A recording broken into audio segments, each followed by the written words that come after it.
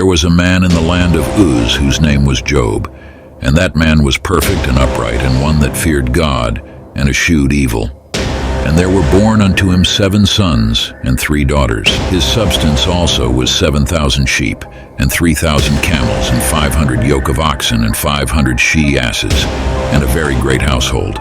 So that this man was the greatest of all the men of the east. And his sons went and feasted in their houses, every one his day, and sent and called for their 3 sisters to eat and to drink with them. And it was so, when the days of their feasting were gone about, that Job sent and sanctified them, and rose up early in the morning, and offered burnt offerings according to the number of them all. For Job said, "It may be that my sons have sinned, and cursed God in their hearts." Thus did Job continually.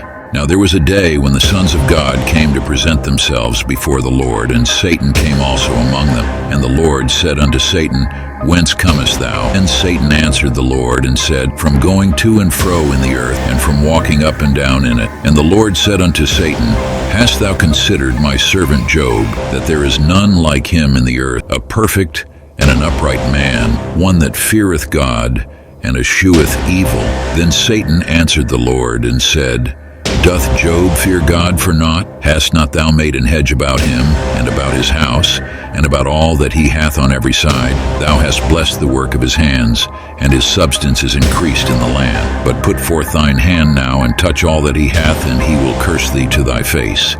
And the Lord said unto Satan, "Behold, all that he hath is in thy power, only upon himself put not forth thine hand."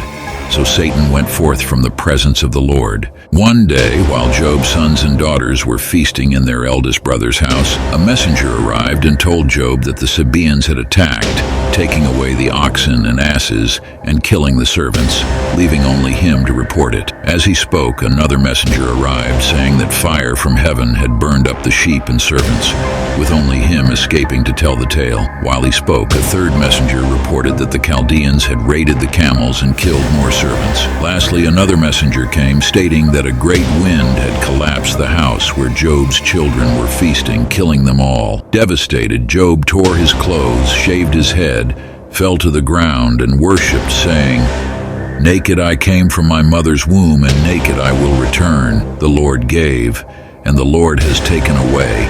Blessed be the name of the Lord." Despite all this, Job did not sin or accuse God of wrongdoing. In a heavenly gathering, the sons of God and Satan presented themselves before the Lord. The Lord asked Satan where he had been, and Satan replied that he had been roaming the earth. The Lord praised Job as a perfect and upright man who feared God and avoided evil, despite Satan's previous attempts to harm him without cause. Satan argued that Job's faithfulness was because his health was intact, and suggested that if Job's body were afflicted, he would curse God. The Lord allowed Satan to afflict Job but spared his life. Satan struck Job with painful boils, and Job scraped himself with a potsherd while sitting in ashes. Job's wife urged him to curse God and die, but Job rebuked her, accepting both good and evil from God without sinning. The arrival of Job's 3 friends, Eliphaz, Bildad, and Zophar, who come to comfort him. Upon seeing his immense suffering, they sit with him in silence for 7 days and nights. After this period of silence, Job begins to speak, expressing his profound anguish and cursing the day of his birth. This prompts a series of dialogues between Job and his friends, who each take turns speaking. They argue that Job's suffering must be due to some sin he has committed and urge him to repent. Job, however, maintains his innocence and righteousness throughout these exchanges, insisting that his suffering is undeserved and pleading for an explanation from God. Eliphaz speaks first, suggesting that the innocent do not suffer and implying that Job must have sinned. Job responds by lamenting his suffering and longing for death. Bildad follows, arguing that Job's children died because of their sins, and advising Job to seek God's forgiveness. Job replies with further lamentations, questioning why God allows the wicked to prosper while he, an innocent man, suffers. Zophar then speaks, harshly accusing Job of sin and urging him to repent to restore his fortunes.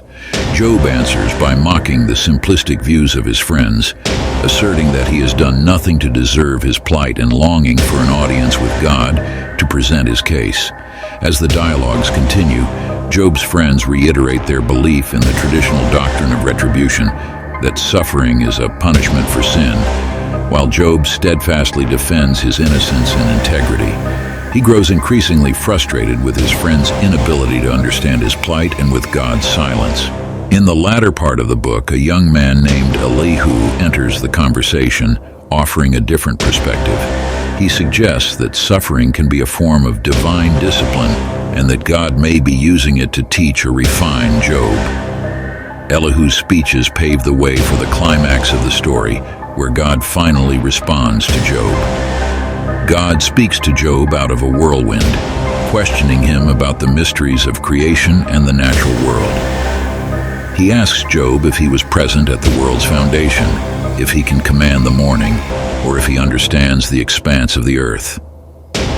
God describes the wonders of the animal kingdom, asking Job if he can hunt prey for the lioness or provide food for the ravens. Through these questions, God demonstrates his omnipotence and the limits of human understanding. God continues, questioning Job about the constellations, the laws of the heavens, and the creatures of the earth. He describes the behemoth and the leviathan, powerful creatures beyond human control, to illustrate his unmatched power and wisdom.